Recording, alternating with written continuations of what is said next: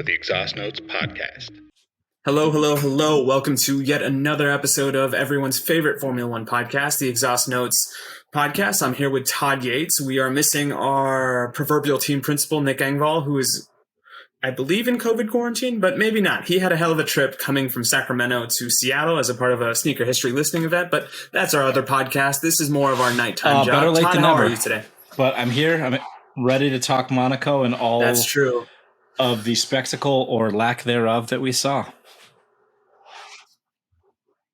Now, I think it's a very interesting race, and in the true spirit of this modern iteration of the Monaco GP, we kind of delayed this episode by a couple days to go in line with the numerous delays we saw in the actual race itself. And Todd will touch a little bit on that, but before we do that, let's just take care of some housekeeping. First, we'll go ahead and read our most recent review, and this is from Aaron0828. Fun car content for everyone. Automotive puns, hot takes, news, and good times. A good listen and perspective from different levels of racing fandom. They're the better-looking American version of the Top Gear, the Grand Tour crew, even though we can't see them, and the guests are top-notch too. I would agree with all of that except for the last sentence. No, I kid. Aaron is probably the fourth Beatle, so to speak, so we really appreciate Aaron taking the time to write the review for us, and he is a tremendous guest. And I can safely say that with him in my life, I've actually learned a thing or two about the automotive side of Formula One.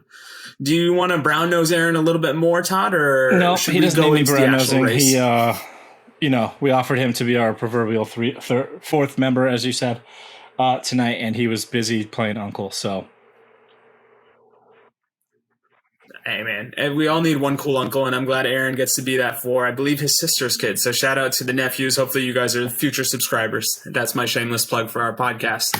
Now, speaking of shameless plugs, we are going to stall a little bit because I thought I had the race results ready for the Monaco GP, but I can't find it. But as we continue to do that, talk to me about, Todd, what was actually happening in your mind as we were kind of going through the numerous delays, and then also use this opportunity to talk to us about something that I think maybe newer fans of our sport didn't realize, which was the rolling start. So I guess we'll do race results after.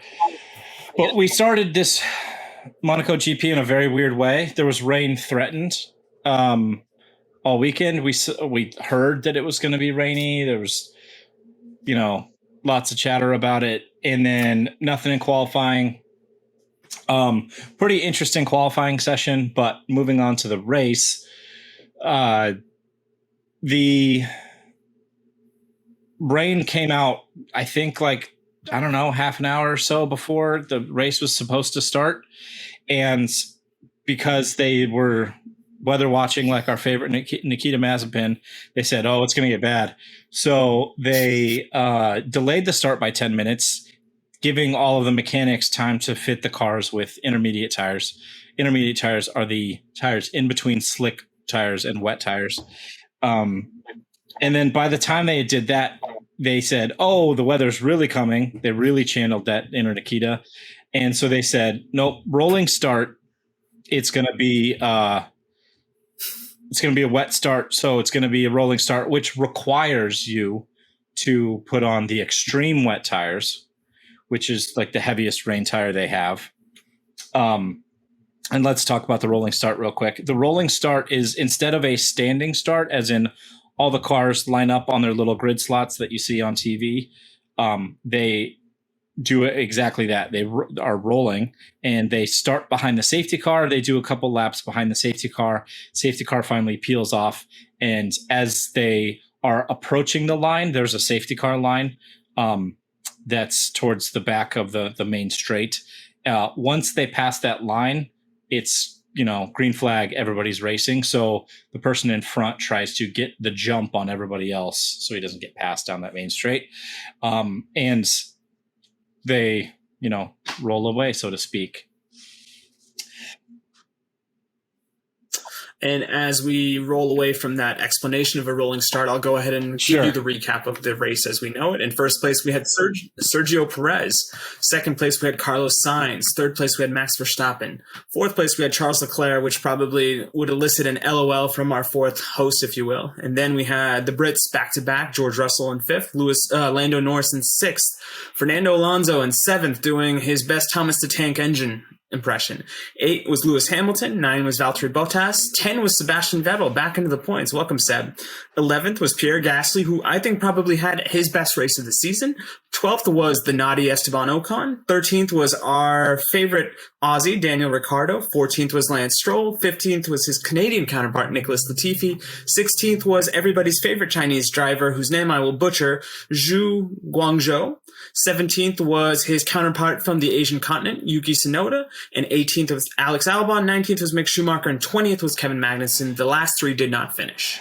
Where do you want to start off first? We'll talk about the start procedure a little bit more, but first I have to give you a special shout out for, as the season goes on, do you say Zhou Guanyu's name worse and worse? And I love that so much. Yes. Yes. This is my Charles Barkley. Really, it's terrible. So good. Okay, so back to the start thing. So as I said, they finally called for rolling start, which requires you to fit the extreme wets. The problem was, by that time they called for the rolling start, it wasn't raining anymore, so it wasn't extreme wet weather tire needed. That the tire conditions weren't ideal. So talk to me about that. What exactly happens when you've got the wettest tire on, but it's dry? Like, does that result in some sort of performance degradation, or are we not seeing these racers live up to their car's They quality? fit the extreme wets, and those tires require a cooler temperature, and they get cooled by driving through the water that's on the ground.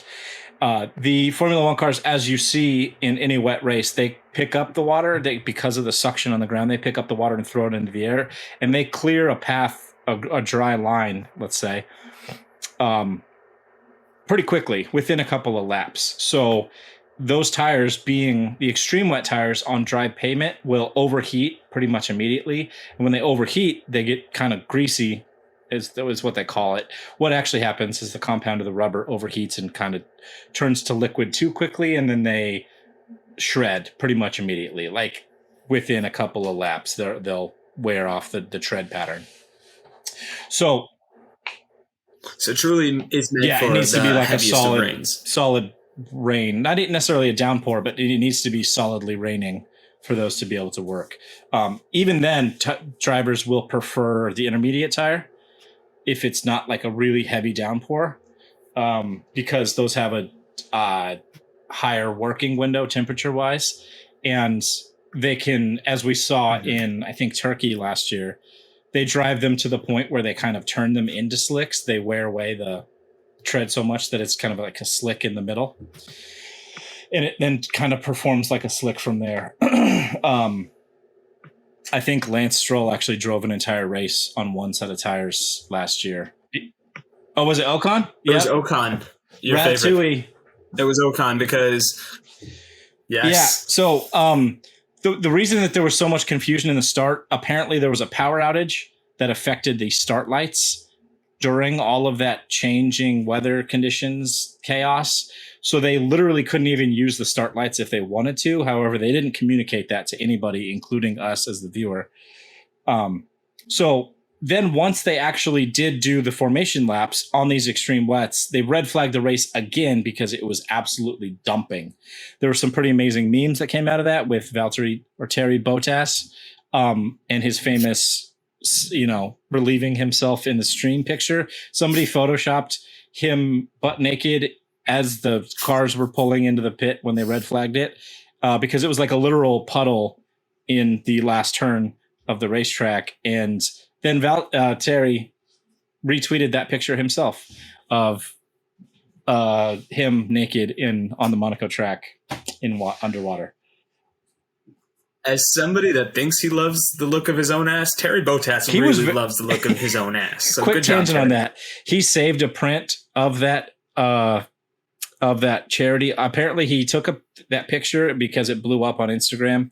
He decided to sell it for charity, and it had it open $10 a piece for 24 hours. And he sold $50,000 worth for charity. So, golf clap to you, Terry, for using your ass.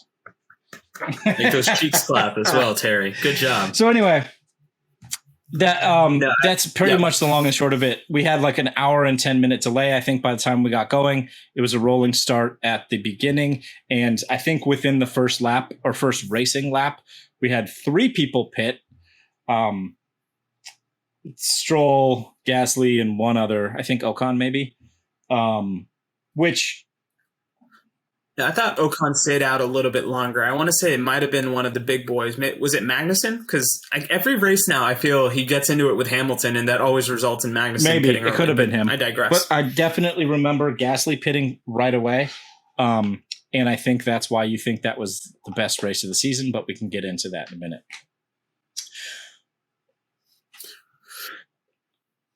Yep. And from there, we also kind of want to look at the fact that if I remember correctly, and it's been a minute, so listeners, Todd, keep me honest. If I remembered, the Ferraris qualified 1-2. So it's kind of daunting and surprising to see when things finally shook out the way we just recapped. Charles Leclerc in 4th position. And my goodness, it truly is becoming the thing that we keep talking about, where it seems every week he starts off so strong. And then whether it's the Ferrari going to Ferrari, or it's just the ineptitude of other drivers, and sometimes it's even the ineptitude of Charles himself, he just finds himself further and further away from Max. The silver lining in all of this from a conspiracy theorist perspective is the fact that Checo Perez did what some of us wanted, which was get that first place and put a little bit of pressure on Max. But as of right now, Max seems to be happy that Checo got the first place, Red Bull secured the points. Where do we want to start off first? Because I think, to me, I have never seen a team succumb to such a pedestrian make of telling somebody box. Oh, no. This is a great place to start, and this is probably the main focal point of the race. But Ferrari just pulled a Ferrari and absolutely shit the bed on their race strategy. And I think it's down to one specific point.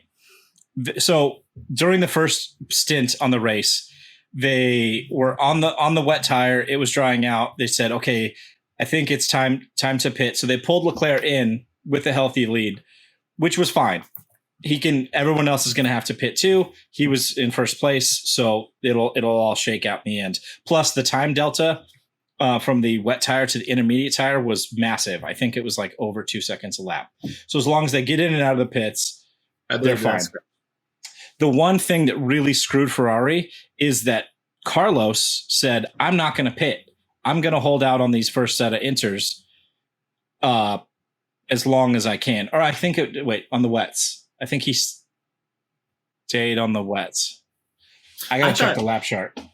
No, and like I said, we'll check the lap chart, but my thought was this. It was interesting in the sense that you've got Charles, who's the number 1 driver who follows race instructions to a T. But the narrative I got coming out of that race was Carlos almost saved himself from Ferrari being Ferrari, where he was like, you know what? I'm going to take this in my own hands. I trust myself. And I trust what I can do in this car. And the one thing I will always say about Carlos Sainz, and you hear this kind of being spoken about in other places as well, he is one driver that truly puts his head down and races, and it always seems to work out for him. Now, when I say it seems to work out for him, yeah, he doesn't necessarily get first place finishes, but he's always in and around the podium. So that being said, I think this is why I still kind of have this new nagging suspicion that when it's all said and done, I wonder what are the odds that Carlos Sainz ends up with more points than Charles Leclerc this year. But Todd, did I give you enough time to look at the lap charts, or do you want me to keep going? He stayed out on the wets for 21 laps. They pulled in Perez pitted for his intermediates on lap 16. Sainz stayed out, like I said, until 21. Verstappen stayed out until 18 laps, and Leclerc also 18 laps. But because of that difference, Leclerc switched to the intermediates and then was on those for 3 laps. So he had to pit twice within the first 19 laps. Sainz stayed out 21 laps. So he had 2 pit stops, which is how he lost the race.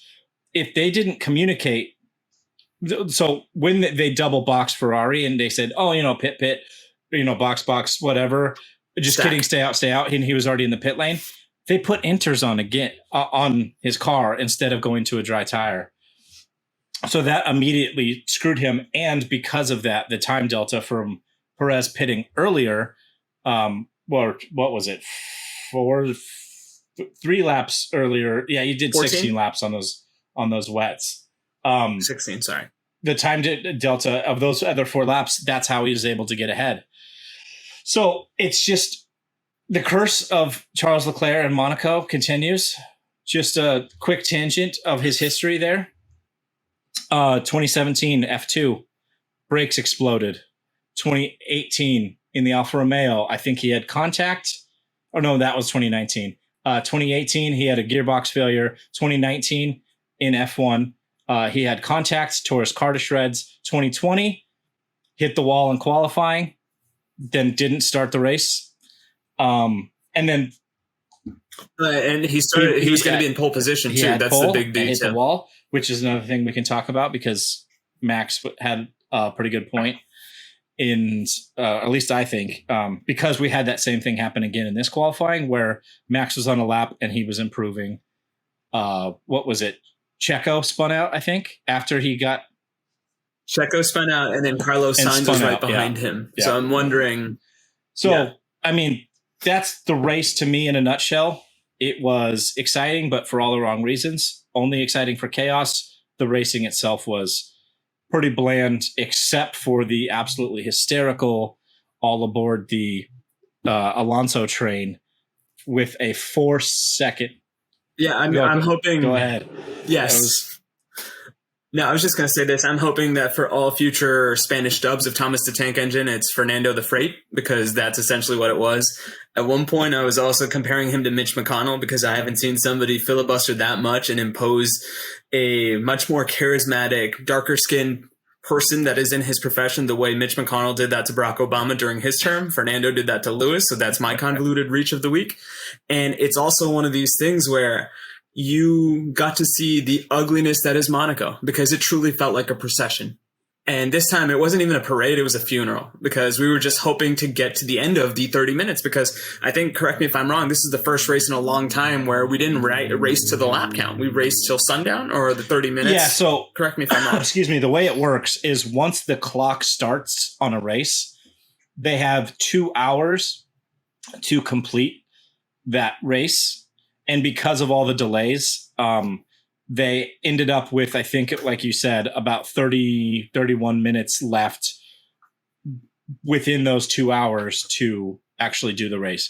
They have to complete the race procedure within a 4-hour window.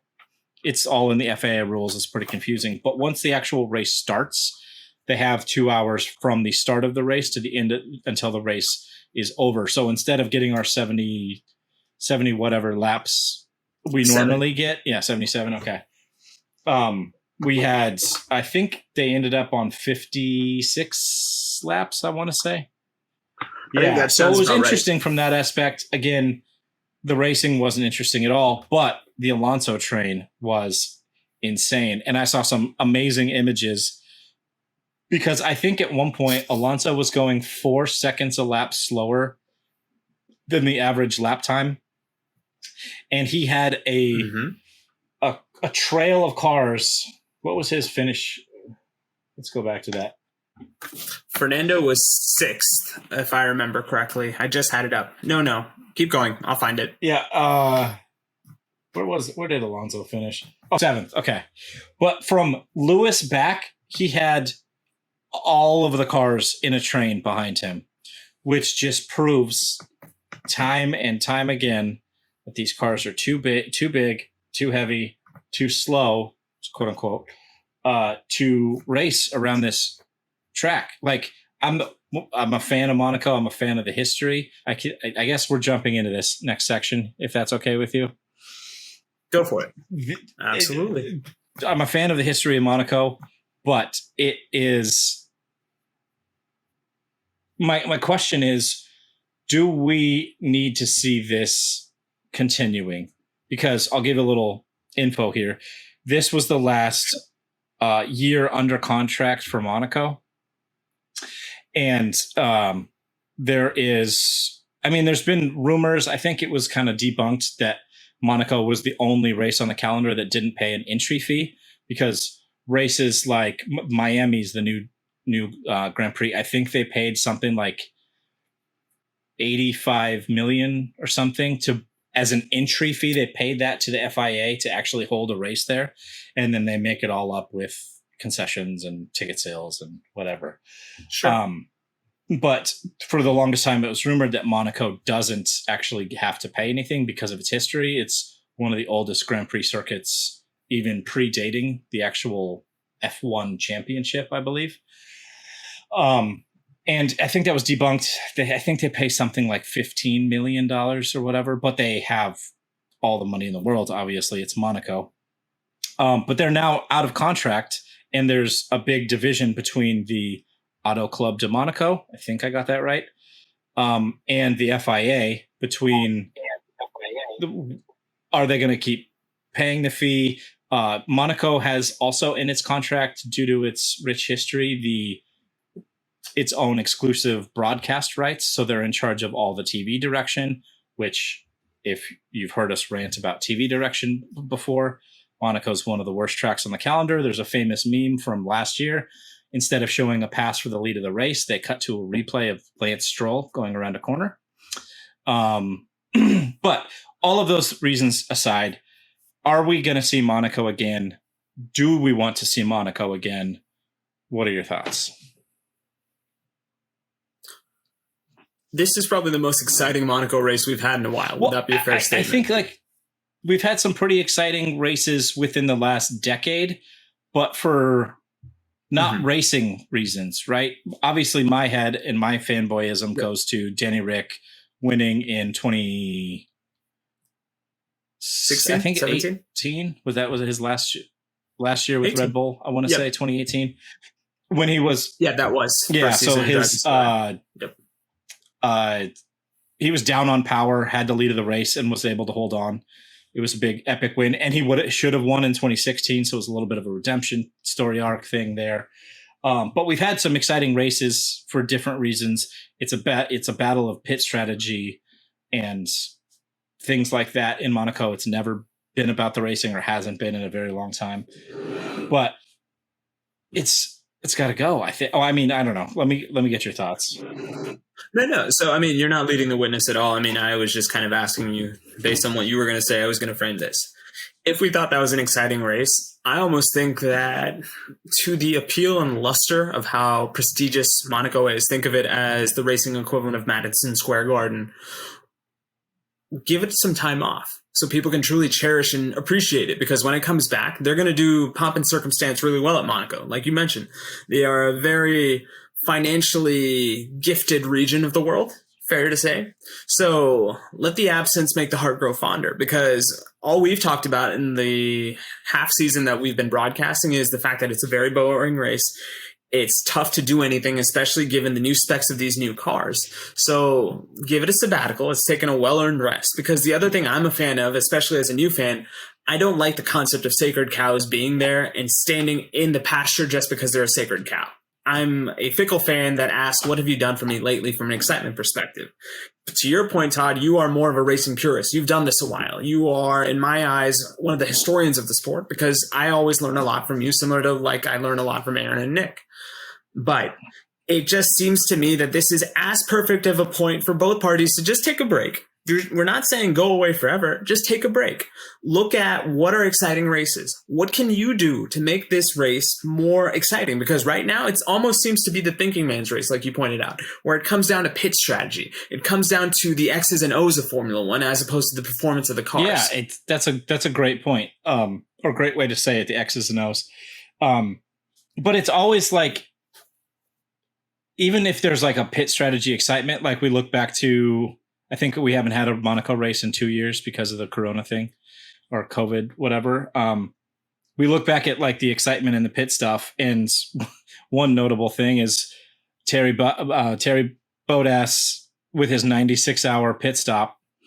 That was actually the time when they machined the wheel nut off. For those that are new fans, Valtteri went in for a pit stop. They stuck the gun on there to take the wheel off, and it sheared smooth the wheel nut, the nut that holds the wheel on. And they played it slow-mo a bunch of times. It was actually really cool to look at. But you just saw little shards of metal flying out of the gun every which way. And 96 hours later, back at the factory, they were finally able to get the wheel off. But my point there being that it's only an excitement in kind of the things going wrong that happens at Monaco. However, the best part about Monaco is the track and what it does for qualifying. There's no more exciting thing or exciting track in Formula One to watch qualifying on. The Saturday is the best Saturday there is in Formula One because it's cars going at 10/10ths, literally millimeters from the barrier. There was actually a pretty popular replay from this race. I think it was Mick Schumacher going around a corner. Literally, it was Mick. It was a couple other people. Like, they love that one camera because, to your point, it felt as if there was a millimeter between life or death. And ironically, the thing that struck me as a Formula One fan as I was kind of learning up about the sport was, what's the gold standard, right? Senna at Monaco. Like, that's why you watch that movie. That's why you get into this sport. And it's funny you mention that because I am not one for qualifying. For me, I've just made the deal with my wife and my kid that I will not do all of Formula One. I'll just watch the race. But this Saturday, or rather that Saturday, I was fortunate enough to get to watch it, and I totally get it. And now I'm going to add a amendment to that clause of I will not watch any qualifying except for Monaco because of the fact that it is exactly fun. And there is that agent of chaos. And as somebody that always roots for chaos over stability when it comes to my sporting endeavors, I appreciated that component of it.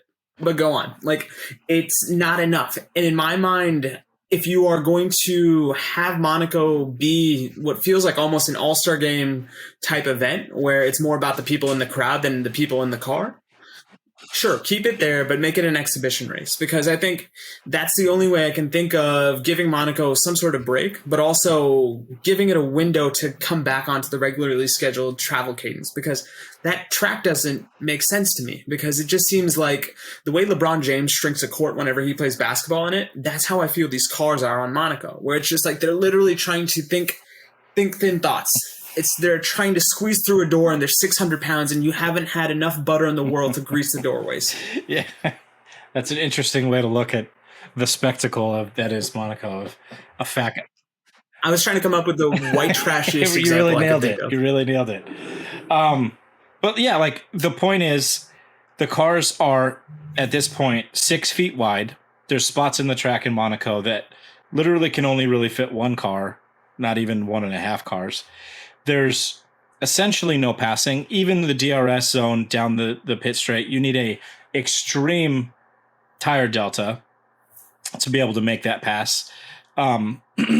So I think we saw, and we even had a wet race, which generally, mixes things up, and you can see it's really about the driver then, not as much around the cars. And we saw the biggest processional train I think I can remember in recent memory. There was literally 13 cars or more I think behind Alonso, nobody able to pass. And the crazy thing was that Hamilton had a much faster car on much faster tires, and he still was unable to pass because of the conditions, because of the track. But back to the point there, I think they either change the event, as Rohit said, make it an exhibition race, make it some sort of a spec race, or put it on some sort of a rotation, like Rohit said again, to where they alternate between, maybe obviously this isn't going to happen. I was going to say Miami and Monaco because those are the two spectacle races, but Miami just signed a 10-year deal, so that's not going to happen. But maybe alternate between Monaco and some of the other. Sochi. Yeah. I mean, I'd rather, honestly, as bad as the racing that Sochi generally produces because of the track layout and things, I'd rather watch a race at Sochi than I would at Monaco, with the exception of the qualifying thing, obviously. But until we get new cars that are not only smaller, but lighter and more nimble in the slow speed corners, I don't think we're going to have a good race at Monaco. And it's been proven for the last, God knows. Actually, Aaron, shout out to Aaron again. I think he said in the Discord that we haven't had good racing at Monaco since like the 50s, when it was like literally like a tin can with wheels. That's the last time probably we had good racing there. Yep. Yeah. And the other thing I think about as we kind of go through the options for Monaco, why not make it first alternate? We're living in a post-COVID world where inevitably we'll have 22 races, but then when the rubber meets the road, we are going to see a couple races be chalked off for various reasons.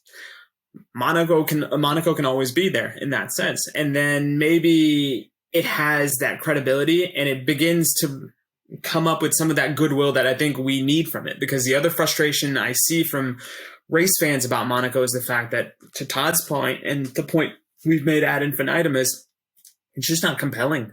Like, it's almost, if you would try to bring in a new person into the sport that we all like and love, our suggestion for this race would be take them to the Saturday spectacle and tell them to forget about Sunday, because that's how you bring people to Monaco and that's how you get people to get an appreciation for it, because it's proven time and time again, we're just not captivating races the way we would with, let's say, a Baku or an Austin. Or give me some other examples of exciting tracks. No, I mean, those are two exciting tracks for different reasons.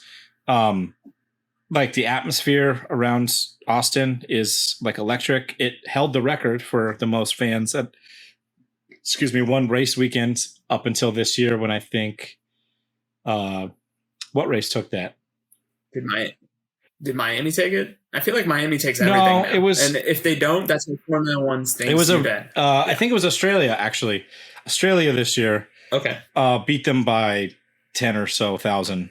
It was initially like just over 400,000 at Austin last year, and I think not Miami, Australia did like 415,000 or something like that. But anyway, I'm totally fine, even as a long time Formula One fan, as not seeing Monaco for a long time, or at least until the regulation changes, because the regulation changes, again, that we talked about previously, are smaller, lighter cars while still remaining the safety aspects of them. And remind us, Todd, when is that change? Is it 2026? 2026 is the next regulation change, which they're announcing now with these 3 pillars that we talked about. Or I don't know, what was it? 6 pillars. But we're not going to see an exciting race there. It's literally only about the glitz and the glam and qualifying. And that's it. And even the qualifying sessions, while they are good, it's cars on the edge. They've been spoiled in the last couple of years by people crashing. Charles Leclerc, last time we had a race there, absolutely flying. He was just cooking on that lap, and then clipped that barrier that we just talked about with the Mick Schumacher couldn't fit a piece of paper in there. Clipped that barrier and then sent it in the wall. And then this year we have, again, great qualifying up until Sergio Perez wrecks, and then Carlos Sainz crashes into him. That actually brings up that point again. Max Verstappen, in the nicest way he could, said, if you red flag the qualifying because you crash, you shouldn't be able to get pole. And I kind of agree with that. What do you think? I think that is fair, because the lasting image I have of that qualifying is seeing that Benny Hill-esque comedy spin that Checo had, and then Carlos Sainz said, "Hold my sangria," as I try to do the same. And it almost looked like a perfect block, because Max couldn't go through. Like, I'm convinced that even if there was a sliver of a gap, old Max Verstappen would have tried to plow through that, because he is that competitive, and say what you will about him. But no, I think it does need to be paused. Worst case scenario, we know that in that instance, Checo and Carlos are in the top 10. Move them down to 9 and 10. Make it open. And that's the thing I don't understand, because if it is a sport that prides itself on rule regulation as well as steward maintenance, why couldn't we have paused the session right there, cleaned the track up, and then, similar to what we see in American sports, start the clock again once everything is... Yeah, they could do that. Like, I mean, I guess the challenge there is that there was, I think, less than a minute left on the clock. So in Formula One, you have to be able to hit the start finish line on a flying lap before the clock runs out. But I wouldn't mind giving everybody else in the top 10, because, like, let's be real, those are the only people that have a chance to get pole. And there's that track evolution involved, where the the more laps that are done around the track, it gets a little bit stickier. The cars can go just that much, tenth of a second faster. And as we saw, Max was going faster on his lap, and then it got spoiled by the crash. And the other thing that we've seen in the past in many occasions, or not many occasions, but several, 2016, Nico Rosberg, which is, battle Nico versus Lewis, the infamous blemish in Lewis Hamilton's Mercedes record. Exactly. He had his pole lap and conveniently parked his car saying, "Oh, something's wrong with it. Something's wrong with it." At the turn, I think Rascasse. Yes. And just said like, "Oh, something's wrong with my car," but that caused yellow flags, which means Hamilton has to lift off, thereby securing the pole for Hamilton, who I think went on to win the race. But like Max has a great point. If you cause a crash or a delay in qualifying, you should everyone else that's still in the top 10 should be able to get one more hot lap in, call it a random order. So there's no like fair advantage or unfair advantage for the person that goes last gets the most track evolution, or they should automatically, like you said, be put in 10th. And then whoever is above them bumped up the order on the starting grid. Whichever way, I would be totally open to. No, and I think the thing is, knowing how race control is, knowing how the FIA is, they've already had one season-ending controversy, arguably the greatest season that Formula One has had. I don't know if they're going to make the changes for this, but it is one of those things that I think new fans coming into the sport have the hindsight to be like, why are we doing it this old, antiquated way? Because it just doesn't seem to make sense. And I'm hoping that if there is enough of an upswell from that new fan base that it clearly seems that Formula One is chasing, then they need to adjust the rules. And I don't want to come in here similar to what the ABA did with the NBA in terms of this trailblazing league where we're coming up with these leagues or these rules that feel convoluted to longtime viewers. But there is something to be said about having a fairness doctrine when you're participating in this sport.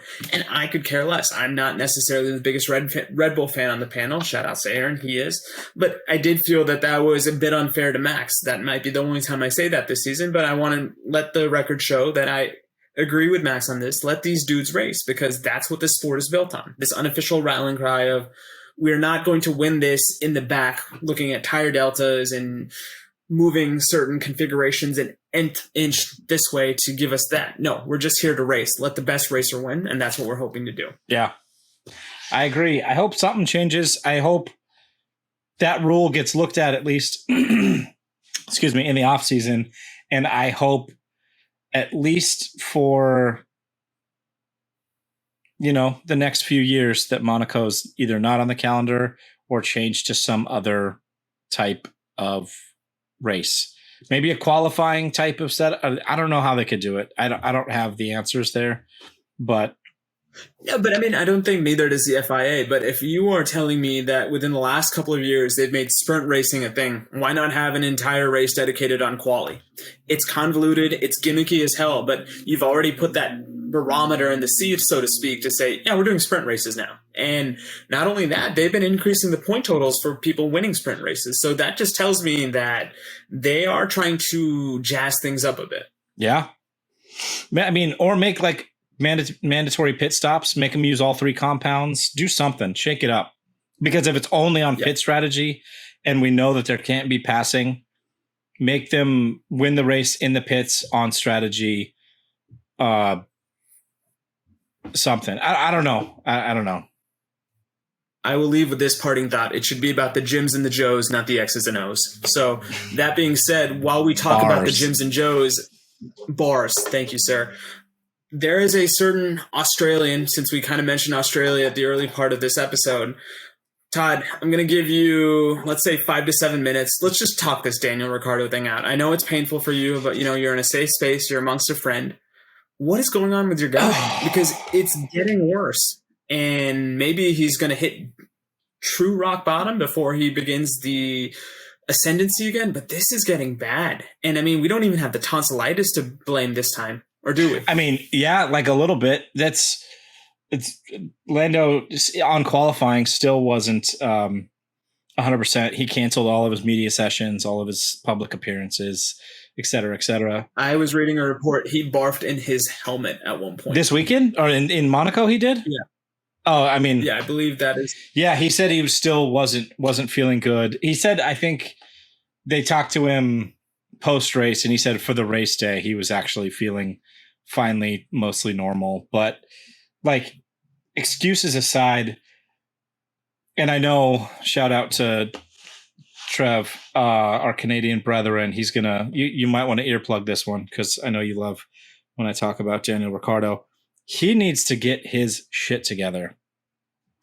I am the biggest Daniel Ricciardo apologist. Last year when it was new team, new car, new environment, it's just gonna take some time, and he'll get there. He's last of the late breakers. He's just got to adjust to the car. He came off a pretty, I think, pretty two solid seasons with Alpine. Then they were Renault. He had several podiums in a car that had no business being there. None whatsoever. And they just, he was in demand, and is why he was signed to McLaren for a big deal. But since then, and it pains me to say this, he has been one of the biggest disappointments in Formula One. Like, obviously we have our Strolls and Latifis of the world or even Zhou Guanyu's. Guangzhou Zhou? Yes, there it is. Just for you, bud. Shout out to him because he's the only sneakerhead on the grid and wears some heat when he's getting off his private planes and whatnot. But we have them, right? So we could talk about them till we're blue in the face. Like, we have more proof this race, and I'm not deflecting here, but on the formation laps, Latifi crashed in the slowest corner on the track, and Lance Stroll slid into the wall before the race had even started. But Daniel Ricciardo. Hold my Molson. Yeah, really. Just Labatt blew my face. Daniel Ricciardo is in no man's land. He is underperforming he's 0.6 off in qualifying, which is a Grand Canyon size gap in Formula One. And in the race, he's being overtaken by cars with less pace because he's just not comfortable in the car. And I don't know what his problem is, but if he doesn't have the passion for it, or if he's not settling well within that team. We heard in several interviews and media posts this weekend that Zach Brown was asked about his contract. Zach Brown said, and I paraphrase here, there's mechanisms. I don't want to get into the contract thing, but there's mechanisms to which we're committed to Daniel, and there's mechanisms into which we're not. Basically saying that there's ways to get out of the contract if we want to. And shout out to another Canadian, Jacques Villeneuve, said, I've been through that before, and that's just him publicly saying that his time at McLaren is over, putting pressure on the driver and preparing the media for what's inevitably going to happen. And at this point, with his underperformances, unless he has a stellar rest of the season or second half of the season, maybe he's still getting to grips with the car or the changes, because we're on a new formula set here and he's not used to it. Maybe he has a couple more races of leeway before he has to start performing, but he needs to, for the second half of the season, be on the same pace as Lando or out qualifying Lando for the majority of the season and finishing, neck and neck, minus or plus one position to Lando for the rest of the season, or it's game over. They're already flirting with Colton Herta from IndyCar. They have, I believe they signed kind of an agreement with Alpine to borrow Oscar Piastri, the previous F2 champion, if they want to. Excuse me. If they need to, I should say, for any reason.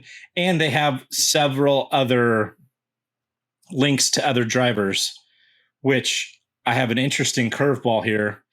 Throw it at me. I think, and I heard this rumor, and it actually makes sense to me, because of Checo's signing. We have to talk about that.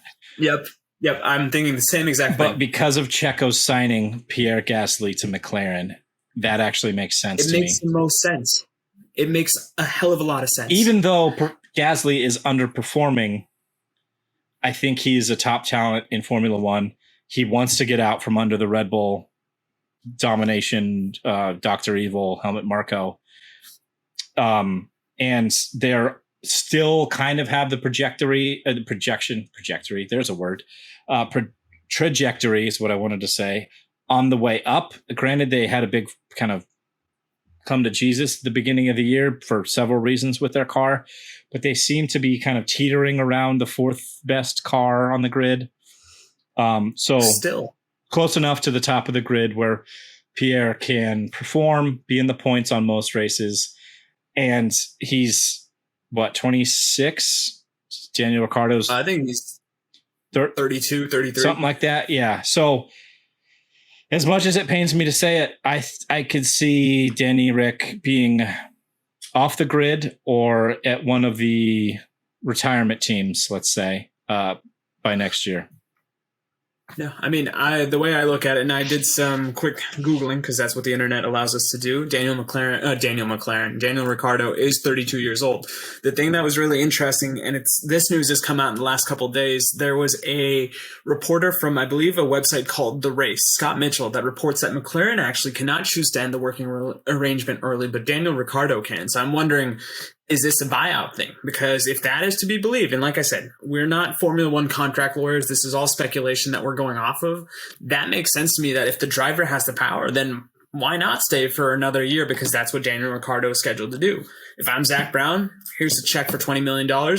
See ya, but see ya. I don't want to see you again, but I appreciate what you did in terms of allowing us to realize that Lando really is that good. Because I think that is ultimately what I would have thought Zach Brown brought in Daniel Ricciardo for. Because if Daniel Ricciardo beats Lando, I think that's a bigger failure in the McLaren infrastructure. So as far as I'm concerned, if I'm looking at this a particular way, this was a blessing in disguise. To your point, if they want to go after Oscar Piastri, if they want to go after Colton Huerta, I think those are another couple names I've butchered, so I truly am turning into Charles Barkley when it comes to Formula One. I love potential, but give me Pierre Gasly, because I could almost make the argument that the worst car we've seen on the grid this year is that AlphaTauri. Oh, I think that's a strong statement.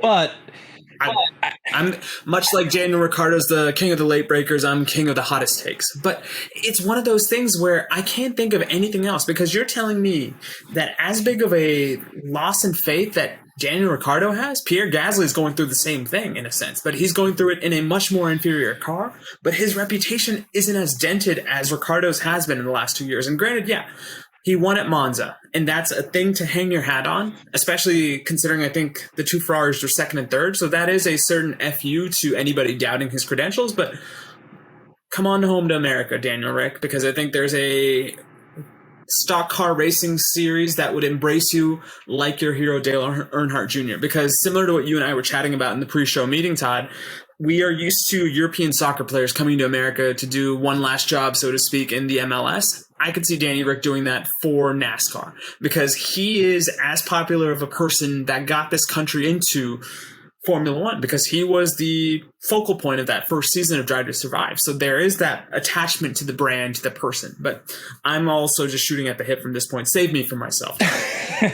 I mean, I could see him in kind of a jokey sense trying to do a NASCAR thing. He does have this whole Americanism about him. He's somehow a Bills fan.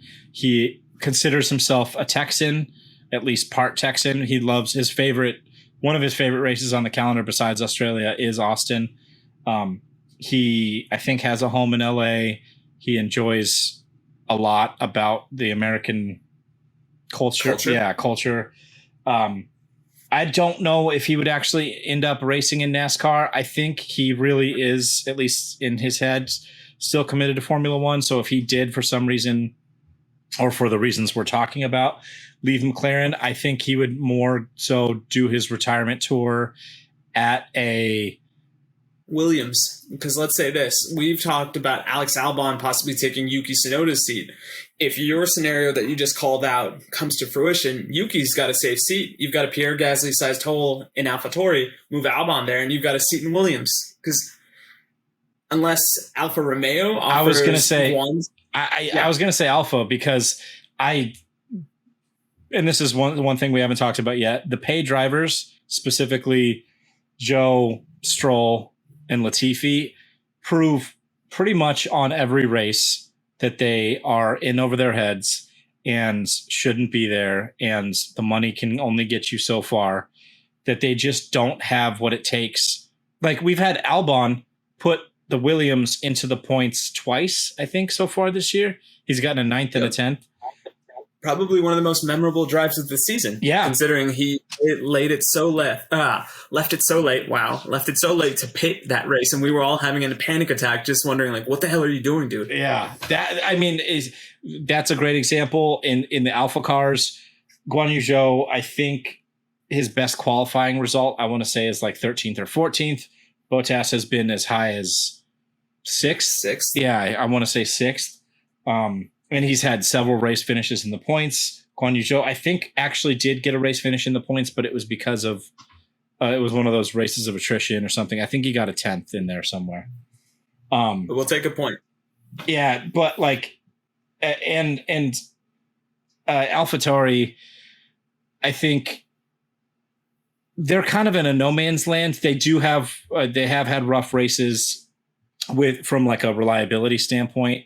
Yuki is all over the place and has still yet to prove himself deserving of that seat. And now with the Honda tires kind of up in the air and all the rumors about Porsche coming into being the Red Bull partner for the engine manufacturing plant now that they have, I see Yuki going off the grid. Maybe your preseason prediction of like, what did you say? Like 5 drivers? Five drivers leaving the sport. Maybe it's true because I could see all 3 paid drivers, Yuki and Ricciardo. I'll give you one more. Seb Vettel might retire this year. Because I was thinking. Yeah. No, go ahead. Like that Aston Martin spot looks more and more desirable. And if Danny Rick is going through a tailspin, what better gift Daddy Stroll can buy his son than a over-the-hill Formula One driver that if Lance Stroll can consistently beat Daniel Rick, that's fool's gold. But if I'm Lawrence Stroll, sign me up for that. My kid can prove that he is the better driver at the expense of a world-class, world champion-esque driver. Although he is very much in his deathbed of a career. I don't know. Like I said, we've gotten to the point in the podcast now where I'm just throwing stuff against the wall, but it's going to be really interesting because I think like soccer, like basketball, we're living in the golden era of the player movement. Nick, take a break there. We're living in the golden era of player empowerment and player movement, or driver movement in this case. So it'll be very interesting to see because inevitably for all these moves to happen, one domino has to fall. And I think Daniel Ricciardo is going to be that lead.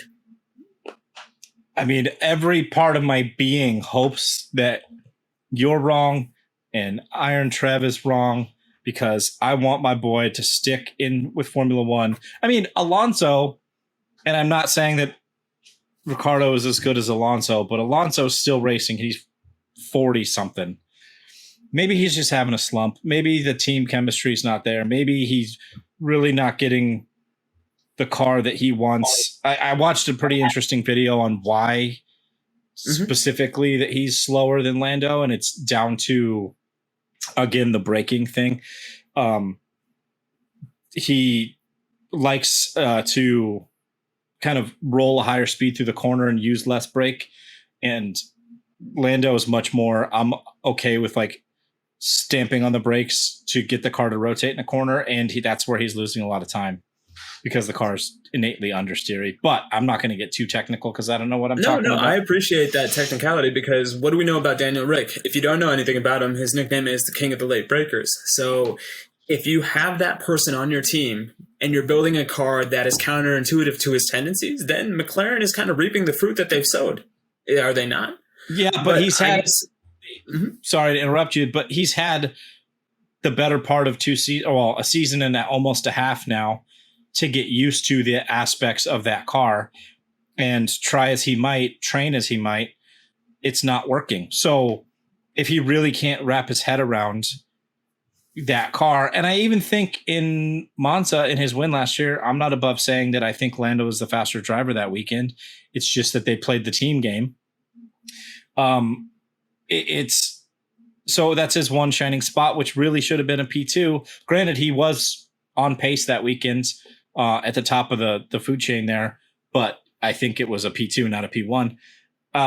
Unless he has another moment like that where he's beating Lando on pure pace and winning the race, or at least consistently at the same mark as Lando, I could see him gone. Because Zach Brown is the king. If Daniel Ricciardo's the last of the late breakers or the king of the late breakers, Zach Brown is the king of the marketers. And he wants as much as he can to have that American market, because McLaren is the most popular American team from a marketing standpoint, I should say. Sure. And he wants that Colton Herta in that seat, or he wants that American market, market share. So whatever to make America great again when it comes to Formula One racing, it seems. God. Oh, God. So, Zach Trump. Anyway, last thing I'll say on this, I hope that you, me, all of the media, Iron Trev, everybody's wrong, but I could see him exiting McLaren at very least at the end of the year, if not exiting F1 as a whole. And we'll leave on that somber note. So before we get out of here, Todd, tell people where they can find you on the social media. Wait 1 second, sir. We have to do fantasy updates. That's right. I'm so sorry. How could I forget? We have to do our fantasy updates. So I will start with the league that shall not be named. And while I do that, I want to say special shout out to our Discord again. Please come join us for the conversation. The conversation around Monaco was absolutely fantastic. Even though we didn't have the live stream going, like the chat was explosive. Even during that hour delay that we had, we just chatted about all kinds of stuff and all the chaos and all the people running around in the pit lanes. It was a good time. So shout out to all the people in the Discord. Come join us. Come join the conversation. So the Voldemort League, we had last race points. Let me see. Oh, wow. I'm still in first in that league somehow. I am accidentally killing this league. I was in first with 991 points. Jackal was in second with 916 points. And Aaron was in third with 908 points. Shout out to Julie in fourth there. Nick has gone up to fifth in that league. Hey. And Rohit, you are... Am I last? Nope, you're in seventh somehow, but you also literally had 0 points last race because you have 0 drivers on your team. Yes, that's my form of protest. If you're going to leak my password, I'm not going to put drivers on my... No, I should get back to it. So I promise that coming into this next race, I will have a full driver lineup. But it's been an adventure, that league. And the fact that you're not in last and had 0 points is a win. It's just a testament to my acumen as a prognosticator, if you will. Yes. So in the official F1 Exhaust Notes podcast fantasy league for the Monaco Grand Prix, we had Aaron All Haas No Breaks in first place with 220 points. Alpha Ash Ari in second place with 213 points. And I was in third with 95 points. Shout out to Roe in fourth with 184 points. And where was the speeding burritos? Ooh, rough week for our dear friend Nicholas. Is he in last place? He was second to last. Okay, so he wasn't quite Latifi this season or this race. He was like Joe. It's funny you mentioned Latifi because I am ready to pull a George Russell and be like, sacrifice my team let Mickey get into the points. So I will sacrifice my teams in all the leagues, except for maybe the Exhaust Notes draft, at the expense of Nick Engvall, because he truly is the Nicholas Latifi to my George Russell. Nice. So for the season totals, our season positions, we have Alpha Ash Ari still in first because of their Mega Drive with 1467. Second place was Aaron All Hoss No Breaks with 1447, so 20 points behind. Hasn't used the Mega Drive yet. And if P3, we had Nicholas C. Vertappen that ass. I love his team name with 1404. I am currently in fourth. Ro, you're in seventh, and Nick is in 10th. Sacrifice my race. Let Mickey score points.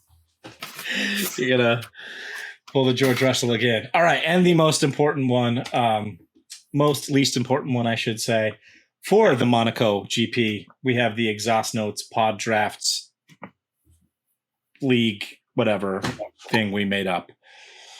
So, in P4 that week, we had Nick's not having a good week, is he?